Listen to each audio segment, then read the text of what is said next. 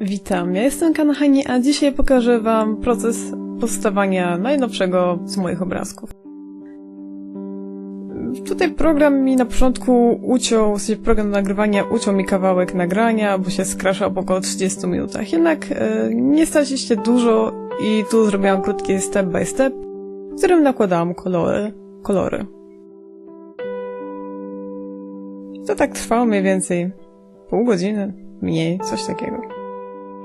Teraz widzicie, że stworzyłam sobie nową warstwę z trybem nakładka i zaczęłam brać jaśniejsze i ciemniejsze odcienie oraz zwykły pędzel photoshopowy, taki bardzo miękki, nie wiem, twardość 0%, z używaniem samej sterowania tego kryciem. Pomogło mi to w stworzeniu takich bardzo podstawowych cieni, bo tym razem postawiłam sobie za cel poeksperymentowanie z futerkowaniem ogółem cieniowania w taki sposób, że na początku dam dużo kolorów, dużo odcieni, a potem nie będę już dodawała nic. Przed chwilą właśnie na warstwie bodajże z trybem pomnóż dodałam trochę podstawowych cieni, a teraz po prostu pobierając kolory, które już mam na swoim obrazku, czyli już stworzoną sobie pewną paletę kolorów, dodaję jakieś detale, tam trochę futerka.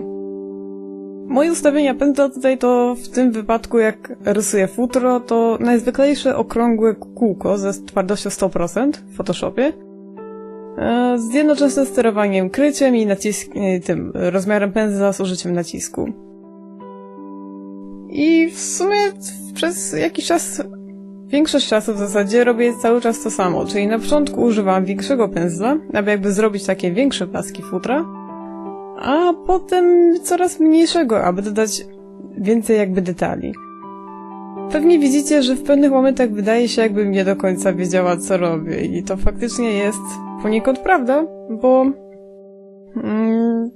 tutaj dużo eksperymentowałam.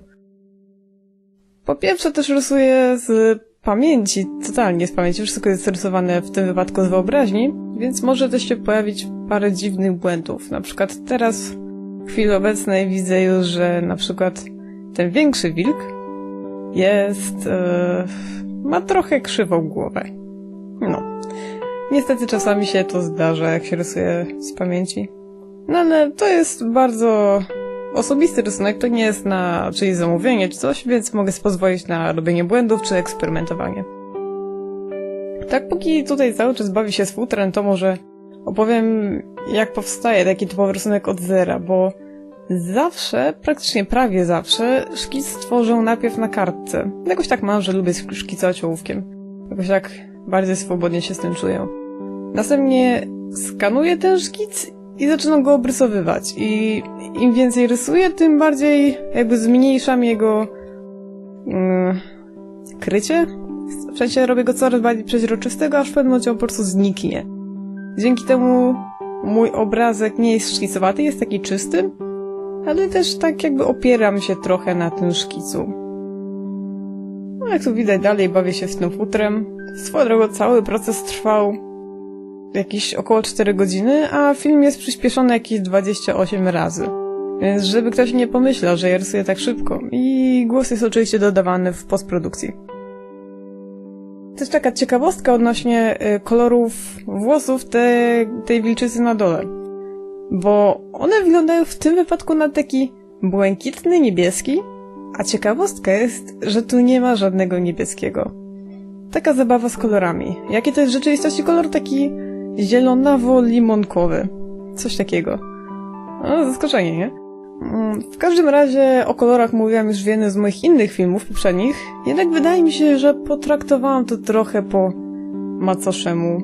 W sensie powiedziałam podstawy, ale trochę za mało przykładów i tak dalej, więc jeżeli chcecie coś więcej, to spoko dajcie znać. Pewnie też widzicie, że nie potrafię za bardzo się skupić na jednym elemencie, w sensie najpierw robię futro, potem tam trochę trawy dodam, potem coś tam, potem oczy robię, a potem znowu futro. Tak już mam, że nie potrafię się skupić na jednej rzeczy. Swoją drogą też zauważyłam, że wiele osób kojarzy mnie z rysowaniem przede wszystkim wilków. No i co się pojawia kolejno na moim kanale? Znowu wilki. Jednakże wiedzcie, że postanowiłam narysować właśnie taki obrazek, ponieważ Dawno nie rysowałem wilków, a uznałem, że wypadałoby tak sobie odświeżyć pamięć, tam narysować jakiegoś wilka. Bo w sumie mało mam obrazków z moimi postaciami właśnie z komiksów, między innymi Aha Pradawnych, których właśnie głównymi postaciami są wilki, a najwięcej mam ostatnio z ludźmi, z ludzkimi postaciami. I tak uznałam, że trochę zaniedbałam te wilcze. Tutaj widać mi już idzie trochę szybciej. Z tego co widzę sama... znowu wzięłam tutaj trochę... bo ja robię tak, że co jakiś czas rysuję futro, po czym robię nową warstwę. Jakoś tak poprawiam kolor, bo dodaję cienie, robię nową warstwę. I tak widzicie, że ja nie robię tak, że na przykład tło jest na jednej warstwie, wilki na innej i że wszystko jest porządkowane. Ja po prostu równie dobrze mogłabym wszystko rysować na jednej warstwie, ale z jakiejś przyczyny po prostu robię sobie kolejne nowe i tam widzicie już się robi po prawo taki natłok tych wszystkich warstw. Tutaj właśnie do chmur użyłam zupełnie innego pędzla, bo przez cały praktycznie proces używam tego photoshopowego kółka z takimi ustawieniami, jak mówiłam wcześniej. I tylko do chmur użyłam innego pędzla i zalinkuję go w opisie filmu. Jakie dziwne. Teraz widzicie, że dodaję tutaj detale, rysuję konkretnie trawę. Tu wychodzi moje lenistwo i brak lenistwa jednocześnie, bo normalnie zrobiłabym sobie pędzel własnoręcznie robiony, żeby narysować trawę bardzo szybko. Ale tym razem mi się nie chciało robić pędzla, narysowałam trawę tak ździebełko po ździebełku. Dziwna jestem, ale nieważne. W każdym razie postawiłam sobie też na cel dać tutaj jak najwięcej detali. Ile tylko mi się będzie chciało, aż się znudzę. Dać tu jak najwięcej detali. I w robieniu dużej ilości detali pomaga zrobienie dużego obrazka. Ten obrazek ma bardzo dużą rozdzielczość. Nawet nie pamiętam jaką.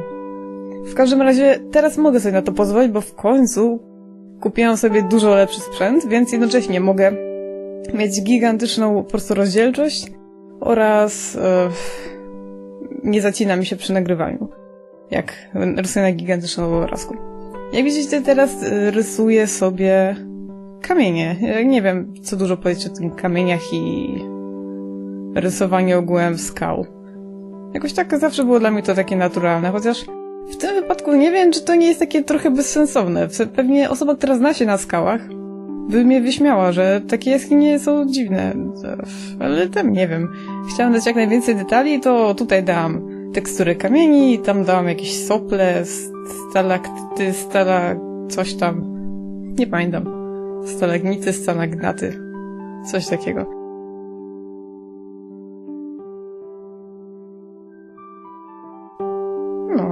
Już bardzo powoli zbliżam się do końca rysowania tej pracy. Widzicie, nie używam przez cały czas ani żadnych magicznych sztuczek, ani nic takiego.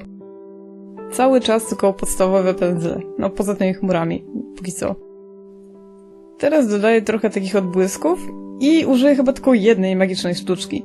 Mianowicie użyłam rozmycie promieniste. Ustawiłam jakby środek rozmycia na słońce i dałam tak, żeby właśnie dać taki efekt takich przebijających promieni światła. Teraz dodałam więcej efektów świetlnych, a te cząsteczki dodałam z użyciem własnoręcznego pędzla zrobionego wcześniej. I tutaj jeszcze takie końcowe poprawki. I tak oto prezentuje się efekt końcowy. Program mi zżarł ostatnie tam 5 minut dodawania jakichś takich bardzo drobnych efektów, jak jakieś ziarno czy coś takiego. Ale to już tyle. Myślę, że nie straciliście dużo. W każdym razie mam nadzieję, że film wam się spodobał i że moja paplanina nie stała się zbyt poplątana.